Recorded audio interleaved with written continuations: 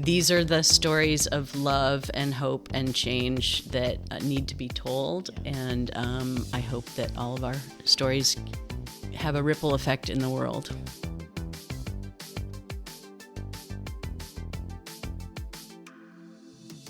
Welcome to Bitch Talk. I'm your host, Erin. And I'm co-host Ange, aka Captain Party.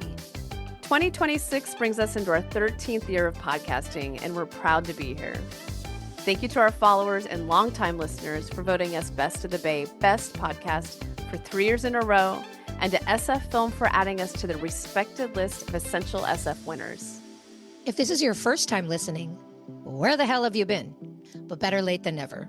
We're like if the rap group Salt and Peppa met the show Grace and Frankie and had a baby. And if you don't understand what that means, ask Jeeves. And now, on with the show. Clink!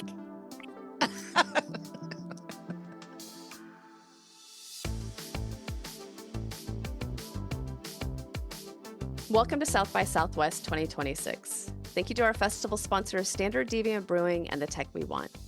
In this episode, we're covering documentaries featuring trans stories, The Dads and Adam's Apple. You'll be hearing from our honorary bitch, John Wildman from Films Gone Wild in this episode. Enjoy. Welcome to South by Southwest 2026. We are Erin and Ange of the Bitch Talk podcast, joined by our honorary bitch, John Wildman, editor-in-chief of Films Gone Wild. And in this segment, we're going to talk about a documentary called The Dads, which is having its world premiere in the documentary spotlight. We have a couple guests with us. We're going to have them introduce themselves so you can recognize their voices. Let's start with our director. I am Lucina Fisher, and I am the director and producer of The Dads. I am Stephen Chikumba, pronouns he, him, and I am a subject and producer of The Dads. Yeah, you are. All right, let's start with our director here. Introduce our audience to your film. Yeah, so The Dads is a continuation of our short documentary, which premiered here 3 years ago, almost to the day, which is just crazy. And it's about dads of trans kids, gender expansive kids. And these dads, at the end of the short, were starting a movement. And we're so delighted that our short inspired them to continue the work that they're doing. And the feature basically picks up with that. And we started filming new dads coming from all over the country. And then the political landscape changed. And we had a different film on our hands. And suddenly the dads were confronted with this impossible choice, which is, do we stay and fight or do we flee the country? So I wanted to ask you, we were talking outside and I was like, I remember seeing this film and I was like, am I crazy? Did I see this? You know, like the timing is time. But I want you to talk about this journey from 2023 till now. And like you said, the landscape has changed. But what was the feedback then? And then can you talk about kind of the feedback now? Well, I love how you put that because many people were like, if you blinked, you missed it. It was 11 minutes short. And it was intentional because we really wanted the film to be accessible. And I didn't want people to say, oh, I don't have time to watch that. We really wanted to reach middle America, like everyday people, people who don't have trans or gender expansive kids. And so we debuted this short here. Literally the next day, Netflix emailed and said, we want your film. And I mean, talk about like exceeding any dreams or expectations we had. And that changed everything. Dwayne Wade came on board as an executive producer. And suddenly the film took on this new life, this global life. And the dads knew that they had a platform from which to organize as a movement. So yeah, we thought 23 was bad in terms of the attacks on trans people. It's only gotten worse. And even since we finished filming. Mm-hmm. Yeah. I think one of the things that we didn't think was going to happen was how bad it had gotten after 2023, because we were very much focusing on state level attacks and really supporting fathers in Texas, in Arizona, in Missouri, in places where, okay, it makes sense because they're uber red states. We did not anticipate, we could not have anticipated that it would take on this kind of federal level feel and that it would be so sustained. Like in the beginning of this year, in January alone, over 600 anti-trans bills had been filed in the first month of the year.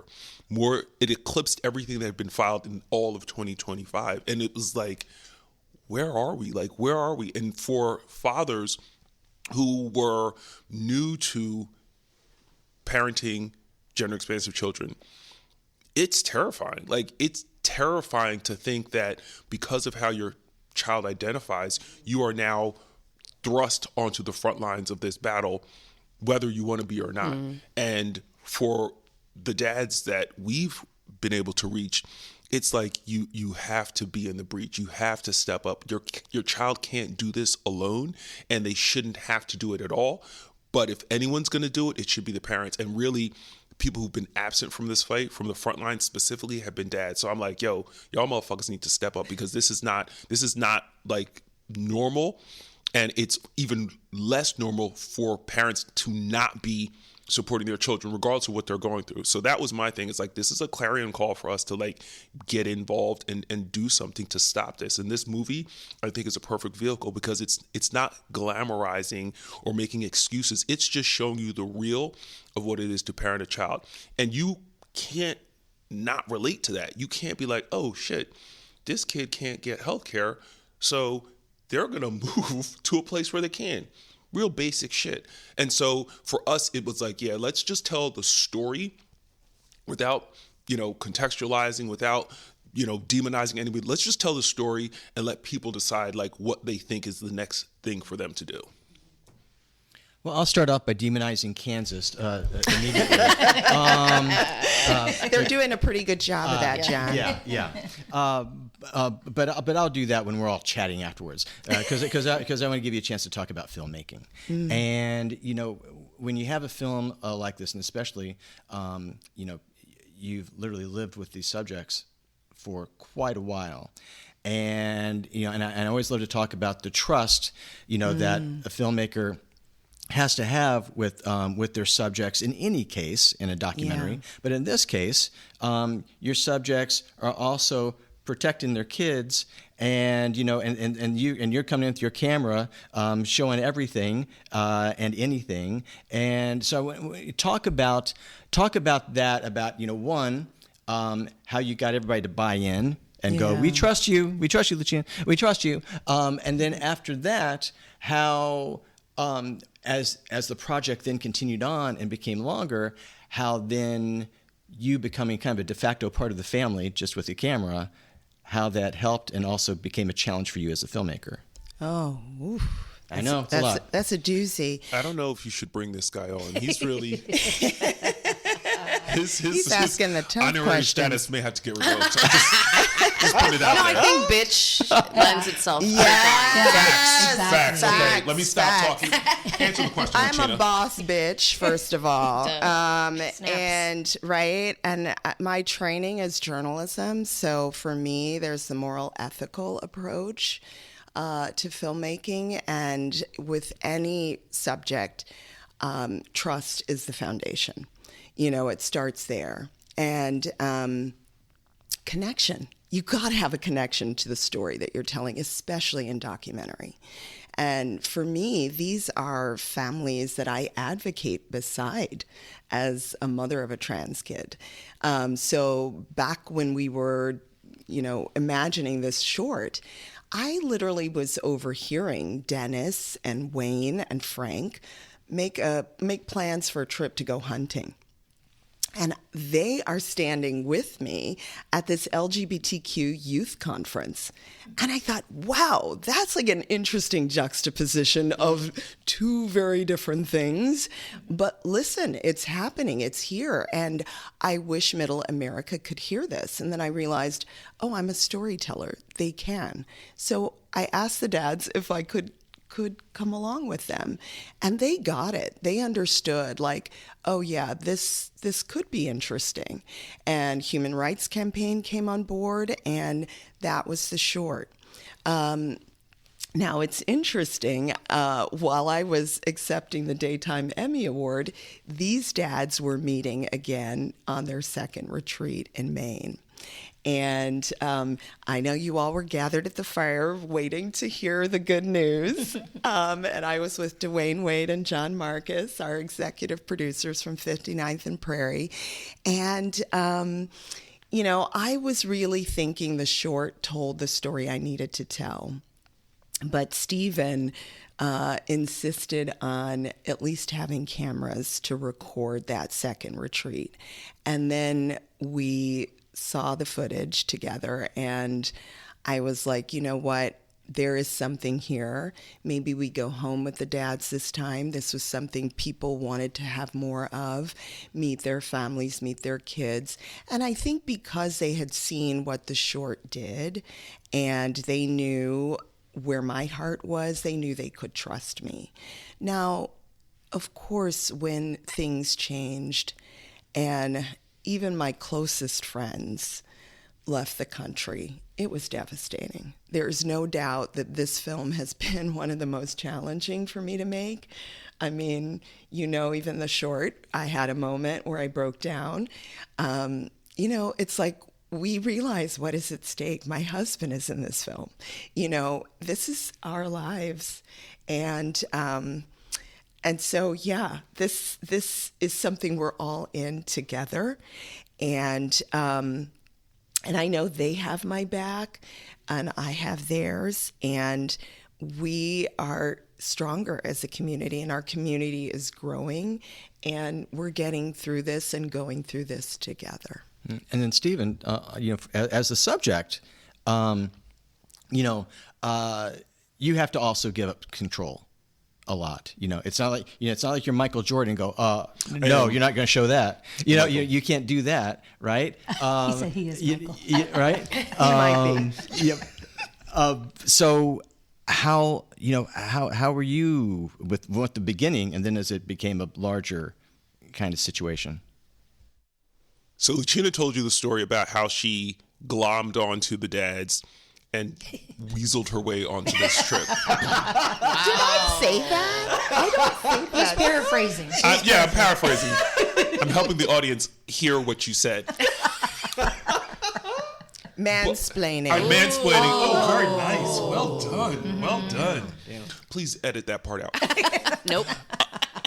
What had happened was, I too was like, you know what this fishing trip needs? Of a bunch of white male hunters? A black dude from the city in Adidas. Token. The token black needs to be on this trip. So I was just like, I'll go. I didn't know it was going to be in Broken Bow, Oklahoma, where Confederate flags and, flew off trucks. And I was like, I did not think this through at all. At all.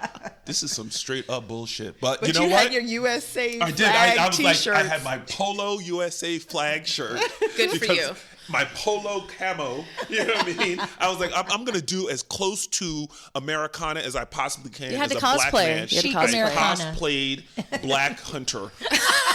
Absolutely, and not Shaka Zulu. This is the follow-up shot. I wasn't giving the Shaka look. I was giving There was no spear involved. There's no spears. No spears. I wanted to but I was like, I don't think they could handle that. But to your point, I was like, this is important, and so I came on the trip. I didn't catch a single fish. I just wanted and I almost died. Lucina has the footage of me going to cast out, slipping, and then doing a matrix fall backwards.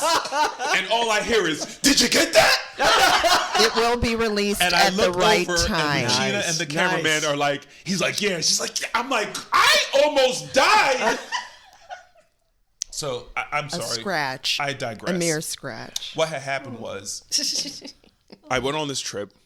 I met these dudes, 2 of whom I knew, 3 I didn't really know, and I was just like, oh my God, this is important. And so as a subject, I thought it was important for people to hear our voices. When we took the film and started going to festivals, mothers would come up to me and be like, oh my God, like, could you talk to my husband? Like, I wish my husband could hear this, could see this film.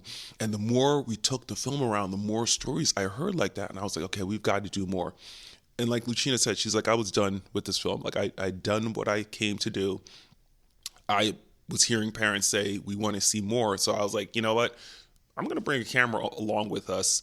And the Matthew Shepard Foundation gave us the funds to hire the film crew, gave us a $5,000 grant. I hired 2 cameramen, and they went with us to the next trip in Maine, and they just turned the cameras on. And like she said, when there was magic. There was magic. And so I inadvertently started producing the next film. And so when we brought it back, I was just like, you know, please to enjoy. And she's like, oh my God, there's something here. And so that is how and I said, you're the producer on this. That is how, literally. Be careful what you wish for. But I love her. We are family because we've been in the, like, literally in the trenches fighting for our children, shoulder to shoulder. And it's the kind of thing where it's like, you know, the trust that people had was because they knew her, they knew me. I was one of the dads asking other dads to, like, let's tell this story. Let people see what we're going through, because that's a way for us to change hearts and minds, by humanizing us, by not allowing the right to define who we are, to define ourselves with those cameras in the room. And that's really what happened, and how I went from subject to producer subject to, like, lifelong advocate. It's what we have to do. It's what the moment requires. Mm-hmm. Shout out to your son Hobbs too, who is a real star, whether he likes it or not. I love your son, and your son kind of reminds the viewer, like, when did we stop being human first? Can I just be human and go to fucking college, Dad, and do this and be left alone? So anyways, unfortunately, we have to wrap soon, but we end all of our segments here at Bitch Talk with something we call This Bitch. So this is your moment to either shine a light on someone that's really bringing you joy, or throw shade on someone that's pissing you off. So I'm going to let Steven simmer for a minute. Let's start with you, Lucina. Who is your this bitch of the moment? Oh my gosh. I have to say the Ali Forney Center, whom we're partnering with on this film. We are multiplying the impact here because we have Elevate Studios as a partner. They came on because of Dwayne Wade and 59th and Prairie, and they're bringing this conversation around allyship. These dads are being courageous. They're showing what allyship looks like, but everybody can be an ally, and it makes such a huge difference in a trans or queer person's life. So that's what Ali Forney is doing, and we're so delighted that they are here with us on this journey. What's the opposite of this bitch? I need to know, because I have an opposite of this bitch that I have to give. You can name it right now. I can't use a pejorative that I want to. Ooh, so, why? Because it's bad. It's a bad word, and because I come from misogyny, I don't want to reintroduce it. Got it. So that's why. We know what it is. You can imagine Fill if it I was in. still a Neanderthal, what I would say in this moment to refer to this person. But the absolute knuckle dragging, like single cell thing is Joe Rogan. Because he is once again in the position of using his motherfucking platform to demonize people and make shit up with his ignorant, stupid, white privilege ass. And he could suck some part of the body that is not favorable to people who don't enjoy it. And there's very few of them nowadays. Like, damn it. But When the lights are off. when the lights are off, we don't know what you do. Yeah. But he's somebody who's Yes. like, his time is over, because It's all he's over. doing is spewing that toxicity over and over and over again, and refusing to accept that times have changed. Times have changed, and you can no longer just do this with impunity. And unfortunately, his listeners don't know any different. So if y'all listen to the Bitch podcast right now, fuck that motherfucker today, tomorrow, and every single day until he learns to do better. Period. And then watch the dads, because they are the anti Joe Rogan. And then listen to Absolutely. Bitch Talk. And Because then that's listen to the- Bitch Talk. And then go to that's- Films Gone Wild. Yeah. And go folks on. All of the above. Yes. Boom. Wow. Fucking mic drop. Okay. Thank you so much. There's no shortage of heart and humanity in this film. Again, we've been speaking with director Lucina Fisher and subject and producer Stephen Chikumba of the documentary The Dads. Congratulations. Thank you so much. Welcome to South by Southwest 2026. We are Aaron and Ange of the Bitch Talk podcast, joined by our honorary bitch, John Wildman, editor-in-chief of Films Gone Wild. And in this segment, we're talking about Adam's Apple, which is having its world premiere in the documentary Spotlight. We have two guests from the film. We're going to have them introduce themselves and their role. We'll start with our director here. Hi, I'm Amy Jenkins, director of Adam's Apple. And I am Adam Suswerda, writer and composer. Thank you. Amy, we'll start with you. Introduce our audience to your film. Adam's Apple is a coming-of-age story that my son Adam and I collaborated on over 8 years, and it dips back into 2 decades of family footage. It's a story ultimately about unconditional love. Mm-hmm. Yeah, and it's very much a growing up story about growing up with joy alongside struggle and tension, both of being a trans child in the world, but also just being a child in general, you know. Mm-hmm. I'll start with Amy and Adam, improvise as you will. Yeah. Jazz hands. But, Amy, you're capturing moments for a lifetime, basically. And so I want to know what the conversation was around like making this a true documentary, and how did that go for the both of you? Or actually for the whole family, actually. Yeah. Well, honestly, it was a very organic process. I am at heart an archivist, and I began filming my life really when my grandfather gave me my first camera when I was 8. So it's been something I've done continually. And when the family, when the kids were born, I have captured every family moment for our family archive. And we arrived at a place when Adam was later in high school where I gave him a camera that's in the film. And we started to discuss, this idea of filming together. But ultimately, the film was really made in the edit because there was so much documentation. And that's where, the creative elements all came together. Yeah. I remember being, in the later half of high school, like 17 and 18, and thinking about being a young trans person, tween or 13, and really wanting a story of someone who was like me growing up. And, I had like coming of age stories about other cisgender boys that I enjoyed, but they didn't completely represent me.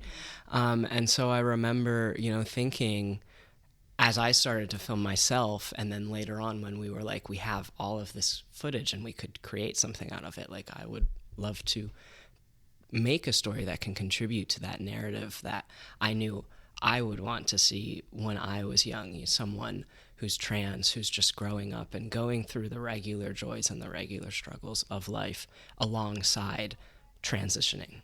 Mm-hmm.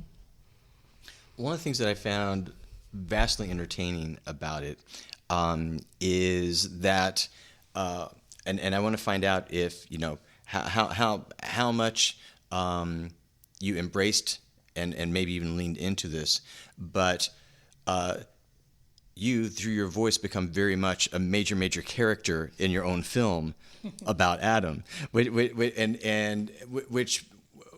enhances for me, and fulfills as well as the rest of the family, but really the two of you, that journey. Adam's journey. So it's not just seeing trials and tribulations and struggles and successes and dips and what have you. It is really the two of you going back and forth oftentimes. So I would love for you to talk about that, like whether or not that was anticipated or whether it was in the editing bay. You're going, it's a lot of me, but that's what our life was. I think a lot of it is our style of filming, because the camera became something almost invisible, and obviously we would always talk about it ahead of time, and Adam would, or I, depending on who was filming, would give permission. But then when it was rolling, it was more like we're just living our lives, and it just happens to be in my hand. And I used a small DSLR, a camera that was very portable, no rigs, just a mic mounted on the camera, so it was very filming on the fly. So literally we'd be having discussions and the camera would just happen to be there. So that really was part of the immediacy, and nothing scripted, nothing planned. Just like we're living our lives and we happen to be filming. Yeah. And there's a lot of footage, because it was so organic like that, and because we wanted to tell a story, but we weren't really filming with a specific story in mind or a specific audience in mind or anything. It was more so for ourselves, and that obviously takes a lot of pressure off to just film and just capture kind of for yourself. And so there's a lot of stuff, like I wouldn't hold back. I would be like a pain in the ass teenager, and we'll get there. Yeah, we'll get there.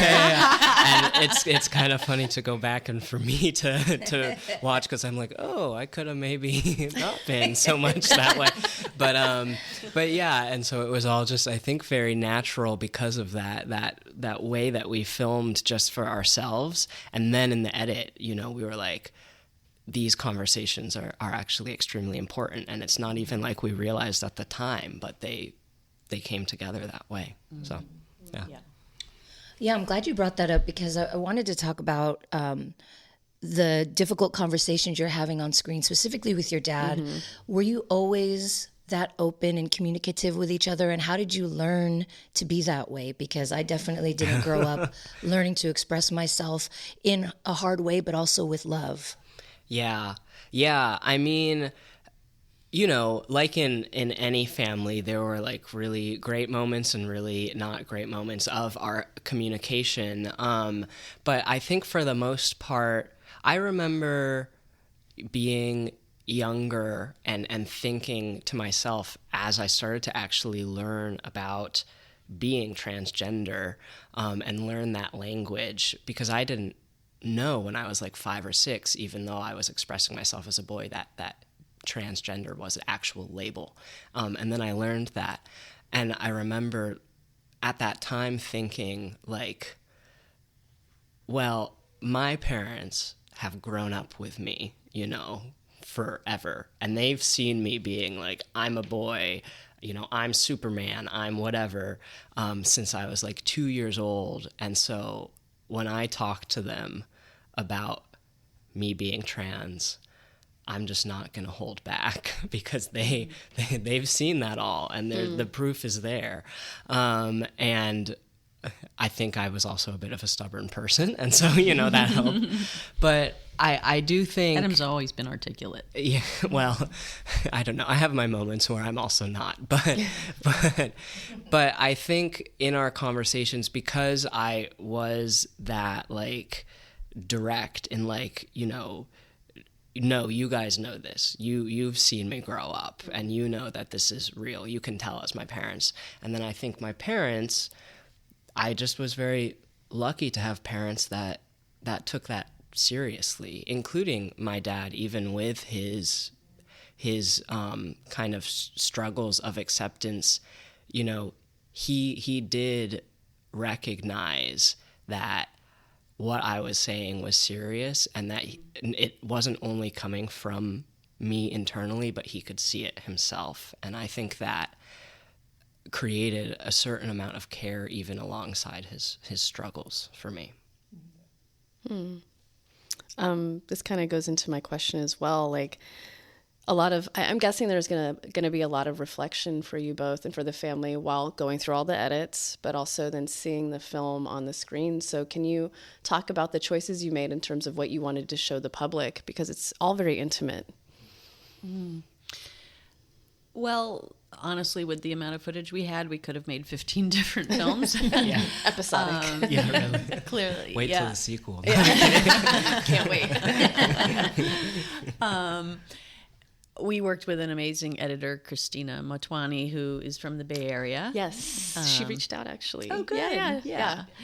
And you know, our editing was very collaborative. We worked as a team to essentially, we made digital kind of cards of every single thing we filmed, and then as a team we went through and kind of rated those based on certain, you know, categories. And what rose to the top became our first assembly.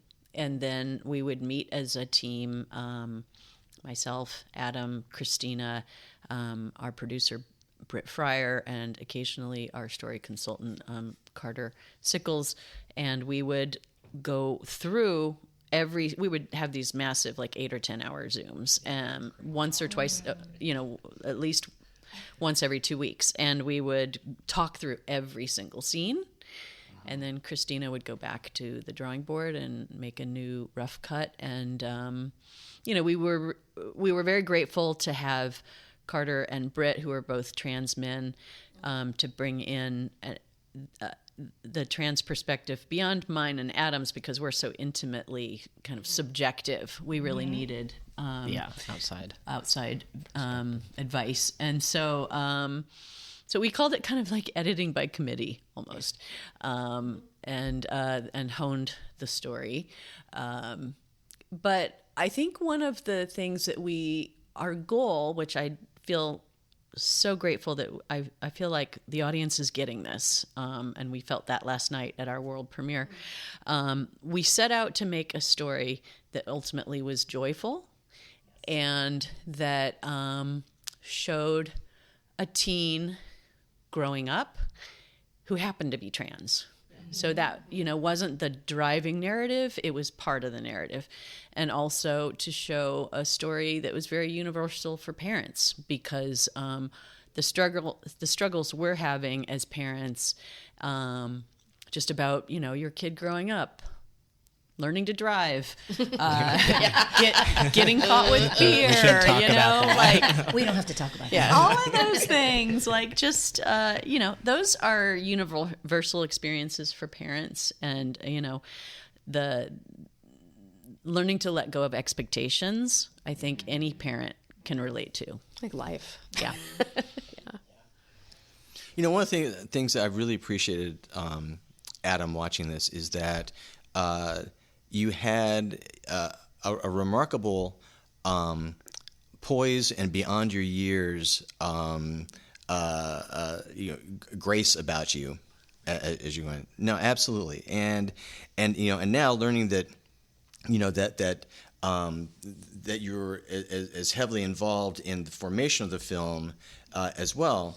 I wonder if in those in those epic Zoom you know, sessions that you guys had, if you know, if there were moments that you advocated for, that, you know, and again, it is a joyful film, so it's not like we have, you know, moments where you're an asshole, you know, in the film.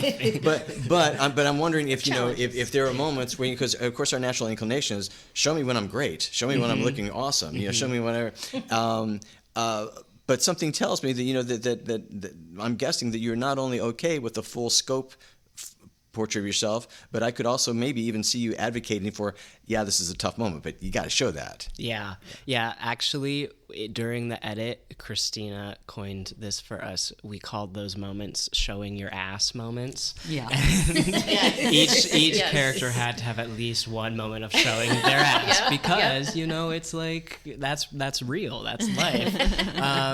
And yeah, I felt like when I was going through the editing process with our team, you know, having to watch those moments where I was showing my ass or being like a bad driver or something, you know, something that's embarrassing. We didn't say it. Yeah, no, it's okay. I own it. You know, it's embarrassing moments that I don't want the public to, you know, I'm like, oh no. But I was like thinking to myself, like, if I was a teenager watching, someone grow up, someone who happens to be trans grow up, what would I want to see? And I would want to see those embarrassing moments, to know that, like, I'm not the only one with those embarrassing moments.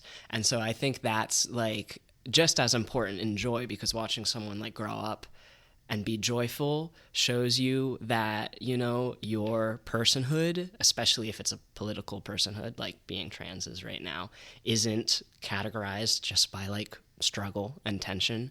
And also seeing those pretty regular embarrassing moments, I think actually takes away, like, this sensationalization of, trans kids' lives and just lives in general, because it's like, this happens to all of us and we're all assholes sometimes. And that's okay, and that's good, Mm-hmm. I'm glad you said that. That's what I was going to comment on, is like, this is a film about a regular family that has its ups and downs, and you really fall in love with all of the characters in the film. Your brother, Elias, is a doll. And even your dad, like, we're all flawed, but you can see the love behind the confusion. So I wanted to ask, obviously the two of you were very open and vulnerable in front of and behind the camera, but were the rest of the members of the family as willing of participants? Yeah. Yes, honestly. Yeah. I mean, because of how our family works, it's a creative family where we are always kind of capturing life in a creative way. And so a lot of that happens to be through filming. It's just always been that way. Yeah, everybody picked up the camera at different times. I mean, when you saw us together, sometimes John or Elias was filming. Yeah. So they also, were a part of that. Very much for themselves. And Elias is a creative person. My dad paints, and I write. And so, like, our participation, I think, was all very collaborative, because it was essentially for the family. It was the family reflecting on our lives in the way that we reflect on our lives. And then, we had a story that we could tell, and we were like, oh, we can tell this story. And we weren't thinking about audience at all. They were at those moments. They were very supportive of that. And when they saw the film, particularly my dad, he was, like, extremely, extremely happy, which meant he was so very much. proud.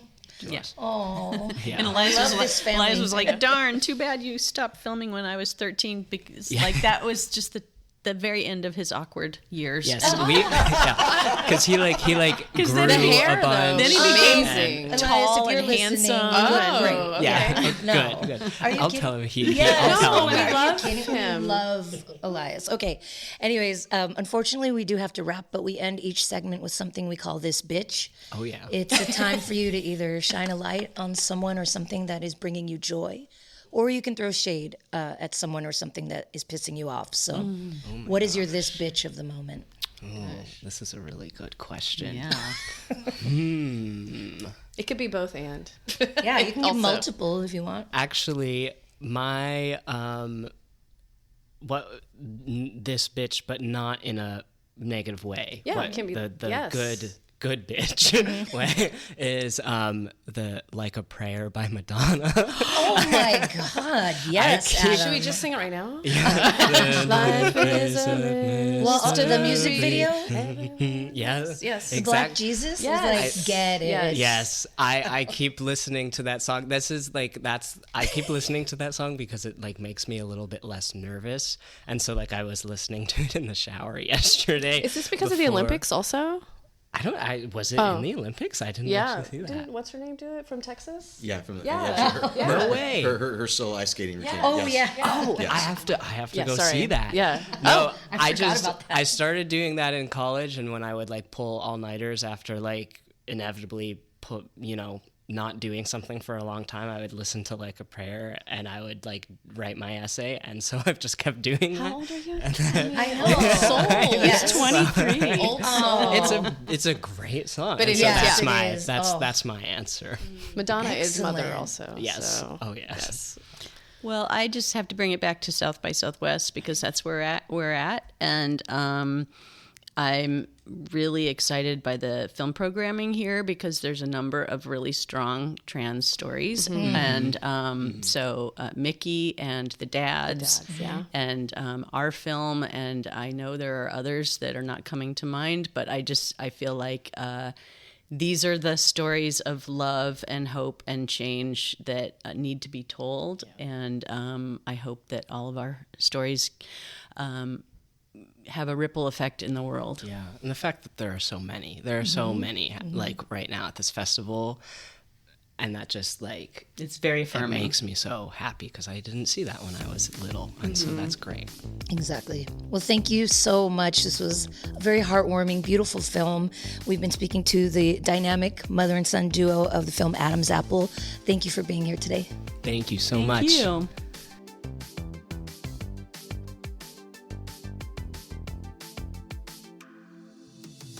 Thanks for joining us on today's show. You can find more information about this episode in our show notes. If you're missing us, you can visit us at bitchtalkpodcast.com to sign up for our newsletter and buy us a cup of coffee. Did you know we're also on the radio? You can find us at bff.fm. And lastly, rate and subscribe wherever you listen to podcasts. All the cool bitches are doing it.